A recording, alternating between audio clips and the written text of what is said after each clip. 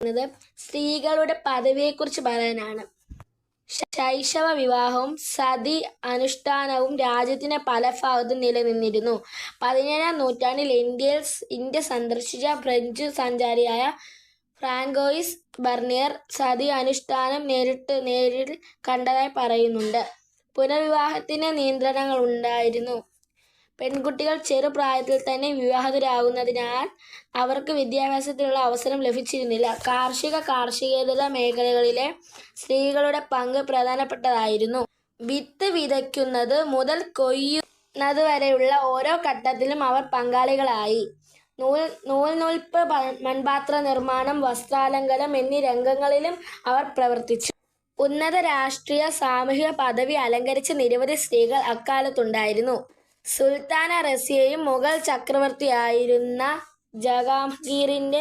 ജഹാംഗീറിന്റെ പത്നി നൂർജഹാനും ഭരണകാര്യങ്ങളിൽ കഴിവ് തെളിയിച്ച സ്ത്രീകളാണ്.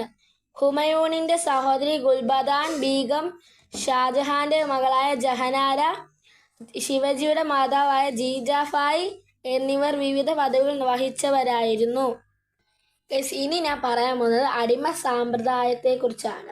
CE 14-ാം നൂറ്റാണ്ടിൽ ഇന്ത്യയെ സന്ദർശിച്ച ഇബ്നു ബത്തൂത ഡൽഹി ഭരണാധികാരി മുഹമ്മദ് ബിൻ തുഗ്ലക്കിന് സമ്മാനിക്കാൻ കുതിരകളെയും ഒട്ടകങ്ങളെയും അടിമകളെയും വാങ്ങിയതായി പറയുന്നുണ്ട്. കൊട്ടാരത്തിലെ അടിമകൾ നൃത്തത്തിലും സംഗീതത്തിലും നിപുണരായിരുന്നുവെന്നും അദ്ദേഹം രേഖപ്പെടുത്തിയിരിക്കുന്നു. അടിമകൾക്കു വേണ്ടി പ്രത്യേകം അടിമച്ചന്തകളുണ്ടായിരുന്നു. യുദ്ധ തടവുകാരായി പിടികൂടിയവരായിരുന്നു അടിമകളിൽ ഭൂരിഭാഗവും. ഇതിനു പുറമെ ആഫ്രിക്കൻ പ്രദേശത്തു നിന്നും അടിമകളെ ഇറക്കുമതി ചെയ്തിരുന്നു.